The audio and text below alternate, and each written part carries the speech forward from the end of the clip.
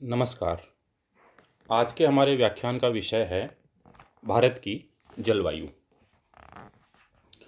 जलवायु भौतिक पर्यावरण का एक प्रमुख घटक है जो मानव के भौतिक, आर्थिक, सामाजिक एवं सांस्कृतिक गतिविधियों को प्रभावित करती है।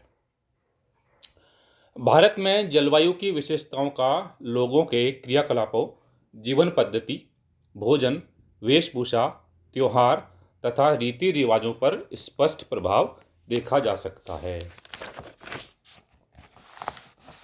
भारत में मानसून की उत्पत्ति, ओरिजिन ऑफ मानसून। भारत की जलवायु निर्विवाद रूप से मानसूनी है। मानसून शब्द अरबी भाषा के मौसम शब्द से बना है, जिसका अर्थ ऋतु या मौसम है। मानसून दो परस्पर विरोधी मौसम वाली जलवायु है। पवनों का उत्क्रमण मानसूनी जलवायु का मूल सिद्धांत है। Monsoon is the climate of contrasting season. Reversal of wind system is the key note of monsoon climate. भारतीय विद्वान डॉक्टर आर.एल. सिंह के अनुसार भी मौसम का आवर्तन मानसूनी जलवायु की प्रमुख विशेषता है। Rhythm is the key note of monsoon climate. Monsoon की उत्पत्ति के संबंध में अनेक विचारधाराएं प्रचलित हैं। हेली 1686 द्वारा प्रतिपादित चिरसम्मत क्लासिकल तापीय विचारधारा के अनुसार मानसूनी पवनें बड़े पैमाने पर स्थलीय एवं जलीय पवनें हैं, जो ऋतुक्रम से स्थल एवं समुद्र की ओर चलती हैं। ग्रीष्म ऋतु में अधिक सूर्यताप के कारण उत्तरी पश्चिमी भारत के स्थलीय भाग सागर की अपेक्षा अधिक गर्म होकर न्यून दाब केंद्र बन जाते हैं। तब सागरों की ओर से स्थल की ओर पवनें चलती हैं। इसके विपरीत शीत ऋतु में स्थल पर उच्च दाब केंद्र एवं समुद्र पर निम्न दाब केंद्र बनते हैं, तो पवनों का प्रवाह स्थल से समुद्र की ओर होता है। किंतु यह परिकल्पना अति साधारण है, जो मानसून की प्रकृति एवं व्यवहार के अनुरूप नहीं है। मानसून उत्पत्ति का अभिनव सिद्धांत, जेट स्ट्रीम संकल्पना। नवीन अवधारणाएं कंसेप्ट्स 1950 के बाद मानसून पर की गई। नई शोधों, ऊपरी वायुमंडल से प्राप्त आंकड़ों तथा कंप्यूटर आधारित विश्लेषण का प्रतिफल है। मानसून के उत्पत्ति की नवीनतम विचारधारा ऊपरी वायुमंडल शोभमंडल में जेट नामक संवहन धाराओं पर आधारित है। अनेक विद्वानों ने, जिसमें संयुक्त भारत रूसी अध्ययन भी था, उन्होंने इस पर नया प्रकाश डाला है। जेट स्ट्रीम संकल्पना के अनुसार भारतीय मानसून की उत्पत्ति का संबंध ऊपरी वायुमंडलीय पवन संचार, अपर एयर सर्कुलेशन से है। मानसूनों की उत्पत्ति में तिब्बत का पठार एक महत्वपूर्ण भूमिका अदा करता है। समुद्र तल से 5000 मीटर 5 किलोमीटर से अधिक ऊंचाई पर स्थित यह पठार सूर्य की किरणों से तप्त होकर हीटर का कार्य करता है, जिसके फलस्वरूप इन अक्षांशों में धरातल एवं शोभमंडल के मध्य वायु का एक आवर्त स्थापित हो जाता है। शोभमंडल में उष्णकटिबंधीय पूर्वा जेट, ट्रॉपिकल ईस्टर्ली जेट तथा उपोष्ण कटिबंधीय पछुआ जेट, सब ट्रॉपिकल वेस्टर्ली जेट आंधियों और तूफान निश्चित क्रम से चला करते हैं। वायुमंडल की वाष्प युक्त पवनें ऊपरी शोभमंडल में पहुंचती हैं तथा अनेक दिशाओं में फैल जाती हैं। तत्पश्चात इन पवनों का एक सुनिश्चित प्रवाह जेट धारा के रूप में निम्न शोभमंडल में पहुंचता है। अधिक ऊंचाई पर पहुंचकर यही धाराएं द्रवीभूत होकर धरातल पर वर्षा करती हैं। कोटेश्वरम के अनुसार पूर्वा जेट पवनों की प्रकृति पर ही ग्रीष्मकालीन मानसून निर्भर करता है। ये जेट पवनें तिब्बत के पठार पर होने वाले ग्रीष्मकालीन विकिरण द्वारा प्रभावित होती हैं।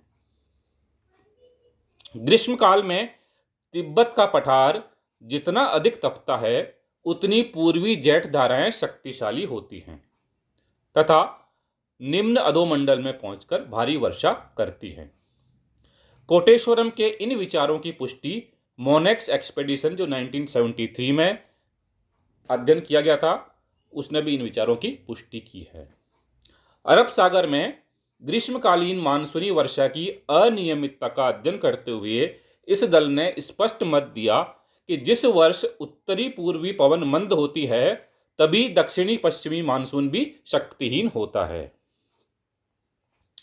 तिब्बत का पठार जितना अधिक गर्म होता है दक्षिणी पश्चिमी मानसून उतना ही अधिक सक्रिय होता है। मानसून विषयक भविष्यवाणी मौसमविदों के लिए अभी तक एक कठिन कार्य बना हुआ है। 1987 में मानसून की व्यापक विफलता के कारण देशव्यापी अकाल की स्थिति पैदा हो गई थी। समुद्र तल से 5000 मीटर की ऊंचाई पर स्थित तिब्बत का पठार अनेक वायुमंडलीय गड़बड़ियां पैदा करता है। यह जेट धाराओं के संचार को प्रेरित करता है। पूर्वी जेट स्ट्रीम मानसून को प्रायद्वीप की ओर ढकेलता है, किंतु मानसूनों की उत्पत्ति में इसका कितना योगदान है इसे अब तक मापा नहीं जा सका है। अरब सागर में मानसून के पूर्व तापमानों के गिरने से मानसून प्रबल होता है। अरब सागर की सतह का ठंडा होना अफ्रीका के दक्षिणी पूर्वी तट के पास लगभग 80 किलोमीटर दूरी तक बहने वाली अगुलास धारा तथा अफ्रीका तट के मध्य कुछ गहराई से उभरने वाली एक ठंडी जल धारा की शक्ति पर निर्भर करता है। यह ठंडी जल धारा दक्षिणी अटलांटिक धारा को पश्चिम से पूर्व की ओर जो बहती है से उत्पन्न होती है और अगुलास धारा के विपरीत उत्तर की ओर बहती है। यह धारा अरब सागर के तापमान को गिरा देती है। अल नीनो प्रभाव, द अल नीनो फैक्टर। हाल ही में मौसम वैज्ञानिकों ने यह धारणा प्रस्तुत की है कि अल नीनो का मानसूनों पर गहरा प्रभाव पड़ता है। अल नीनो एक ऐसी परिघटना फिनोमिना है जो प्रशांत महासागर के तापमानों में भारी परिवर्तनों से संबंधित है। यह जटिल मौसमी परिघटना 2 से 7 वर्षों के अंतराल पर होती है तथा विश्व में सूखा, बाढ़ तथा अन्य मौसमी आंतरिक उत्पन्न करती है। अल नीनो का शाब्दिक अर्थ है शिशु मसीह, चाइल्ड क्राइस्ट, क्योंकि यह परिघटना क्रिसमस के समय होती है। इस परिघटना के अंतर्गत पूर्वी प्रशांत महासागर में पेरू के तट के निकट गर्म धारा उत्पन्न होती है जो ऑस्ट्रेलिया, फिलीपींस, भारत, कनाडा आदि की मौसमी दशाओं को प्रभावित करती है। इसके प्रभाव से पेरू तथा मध्यवर्ती प्रशांत महासागरीय द्वीपों में भारी वर्षा होती है, जबकि भारत, दक्षिणी पूर्वी एशिया, इंडोनेशिया, ऑस्ट्रेलिया आदि में सूखा या वर्षा की कमी होती है। इससे पेरू तथा इक्वेडोर में आर्थिक एवं पारिस्थितिकीय आपदाएं भी उत्पन्न होती हैं। ऋतु परिवर्तनों के अतिरिक्त वैश्विक जलवायु में भी अनेक परिवर्तन अल नीनो से संबंध हैं। अल नीनो के अध्ययन के प्रणेता कैलिफोर्निया विश्वविद्यालय के प्रसिद्ध मौसमी वैज्ञानिक जैकब जर्कनिस थे। उनके अनुसार समुद्रों पर उष्ण जल की सतह का विस्तार विषुवत रेखा के सहारे होता है। पूर्वी तथा मध्यवर्ती प्रशांत महासागर की सतह बारी बारी से गर्म व ठंडी होती है। प्रशांत महासागर का ऊष्मन पेरू तट के ऊष्मन के साथ साथ होता है। इससे प्रशांत उष्णकटिबंधीय क्षेत्रों में वर्षा के प्रतिरूपों तथा वायु धाराओं के संचार में भारी परिवर्तन होता है। जब प्रशांत महासागर की सतह ठंडी होती है तब भारतीय मानसून कमजोर होता है। इसके विपरीत प्रशांत महासागरीय सतह के गर्म होने पर भारतीय मानसून प्रबल होता है। अल नीनो के ही कारण हिंद महासागर में विपरीत प्रभाव दृष्टिगोचर होते हैं, जिसे दक्षिणी दोलन, सदर्न ऑजिलेशंस की संज्ञा दी जाती है। इस दोलन से ही मानसून कमजोर तथा प्रबल होते हैं। यह परिघटना ब्राजील, इंडोनेशिया, ऑस्ट्रेलिया, फिलीपींस आदि देशों में 1998 में अभूतपूर्व दुर्भिक्ष ड्रॉट की दशाओं के लिए भी उत्तरकारक रही हैं। चीन, बांग्लादेश, भारत आदि देशों में उस वर्ष भीषण उष्णकटिबंधीय चक्रवात इसी अल नीनो प्रभाव के कारण आए। अल नीनो दक्षिणी दोलन प्रभाव, एंजो इफेक्ट, ENSO इफेक्ट कहते हैं इसे। अल नीनो दक्षिणी दोलन प्रभाव मानसूनी वर्षा चक्रवर्ती प्रकार की है। ये चक्रवात पश्चिमी प्रशांत महासागर में एशियाई तट के निकट उत्पन्न होने वाले उष्णकटिबंधीय चक्रवातों से संबंध है, जो परवलयी रूप में, पैराबोलिकली रूप में गतिशील होकर दक्षिणी पूर्वी एशिया में भारी वर्षा करते हैं। कुछ शक्तिशाली चक्रवात बंगाल की खाड़ी में प्रवेश कर भारत के मुख्य स्थल की ओर बढ़ते हैं। कभी कभी अल नीनो दक्षिणी दोलन, जिसे ENSO एंजो इफेक्ट कहते हैं, इन चक्रवातों की उत्पत्ति तथा गतिशीलता में बाधा डालते हैं। इसे एंजो का प्रभाव कहा जाता है। सामान्यतः पेरू या हम्बोल्ट की ठंडी धारा पेरू के तट के सहारे पूर्वी प्रशांत महासागर में दक्षिण से उत्तर की ओर बहती है, जो पश्चिमी प्रशांत महासागर की अपेक्षा पूर्वी प्रशांत महासागर में अधिक दाब के लिए उत्तरदायी है।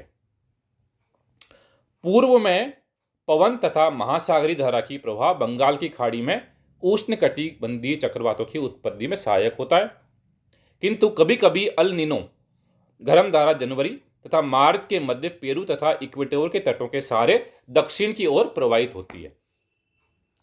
यह धारा स्थानीय मत्स्य उत्पादन की ऋतु का अंत सुनिश्चित करती है। इस परिघटना ने सर्वप्रथम 1972 में ध्यान आकर्षित किया था, जब लंबे समय तक समुद्री जल गर्म रहने के कारण पेरू का मत्स्य व्यवसाय ठप हो जाने पर वहां खाद्य संकट उत्पन्न हो गया था। इसी समय भारत में मानसून कमजोर रहा तथा अफ्रीका के रुहेल प्रदेश में भयंकर सूखा पड़ा। यह परस्पर दूरस्थ घटनाएं एक सुनिश्चित ग्लोबल प्रतिरूप में परस्पर संबंधित थी तथा अल नीनो से भी संबंधित थी। अब यह सिद्ध हो चुका है कि अल नीनो तथा दक्षिणी दोलन प्रत्यक्ष रूप से भारतीय मानसून से संबंधित हैं। 1987 तथा 2002 में भी अल नीनो के कारण भारत में अल्प वर्षा रिकॉर्ड की गई। भारतीय मौसम सेवा के प्रथम डायरेक्टर जनरल गिलबर्ट वॉकर ने 1924 ने अल नीनो प्रभाव का आकलन किया था। उन्होंने यह खोज निकाला था कि प्रशांत महासागर में उच्च दाब होने पर हिंद महासागर में निम्न दाब रहता है तथा प्रशांत महासागर में निम्न दाब होने पर हिंद महासागर में उच्च दाब रहता है। इस परिघटना को दक्षिणी दोलन, सदर्न ऑजिलेशन कहा जाता है। 4 दशक बाद डच मौसमविद जर्कनिस ने दक्षिणी दोलन तथा अल नीनो में घनिष्ठ संबंध स्थापित किया। चूंकि वायु दाब तथा वर्षा का विपरीत संबंध होता है, अतः जब हिंद महासागर में शीतकाल में निम्न दाब होता है तो आगामी मानसूनी वर्षा प्रचुर मात्रा में होती है। दक्षिणी दोलन की तीव्रता मध्य प्रशांत महासागर तथा हिंद महासागर में पोर्ट डार्विन के सागर तल पर वायु दाब के अंतर द्वारा मापी जाती है। दक्षिणी दोलन सूचक का ऋणात्मक मान उत्तरी हिंद महासागर में उच्च वायु दाब तथा दुर्बल मानसून को सूचित करता है। इसी प्रकार अल नीनो के प्रकट होने तथा दक्षिणी दोलन के ऋणात्मक सूचक में घनिष्ठ संबंध होता है। इस परिघटना को एंजो परिघटना कहा जाता है। मौसम प्रेक्षणों से यह सूचित होता है कि उष्ण कटिबंध के ऊपर वायु संचार में 2 विशाल कोशिकाएं सेल्स, हेडली कोशिका तथा वाकर कोशिका प्रभावी होती हैं। हेडली कोशिका की दशा उत्तर दक्षिण होती है, जबकि वाकर कोशिका की दिशा पूर्व पश्चिम होती है। इन दोनों कोशिकाओं का व्यवहार भारतीय मानसून के व्यवहार को प्रभावित करता है। जब अल नीनो प्रकट होती है तो वाकर कोशिका पूर्व की ओर विस्थापित हो जाती है, जिससे पूर्वी पवन धाराएं कमजोर हो जाती हैं। भारत में वर्षा कराने वाली पवनें भी पूर्व की ओर विस्थापित हो जाती हैं। वाकर कोशिका की उतरती हुई भुजा उत्तरी पश्चिमी भारत के ऊपर धंसती है, जिससे अधिकांश भारत की नमी युक्त महासागरीय पवनें तथा मेघ सूख जाते हैं। ये दूरस्थ महासागरीय तथा वायुमंडलीय नियंत्रण भारतीय मानसूनी वर्षों को प्रभावित करते हैं तथा वर्षा की परिवर्तनशीलता की व्याख्या करते हैं। थैंक यू, धन्यवाद।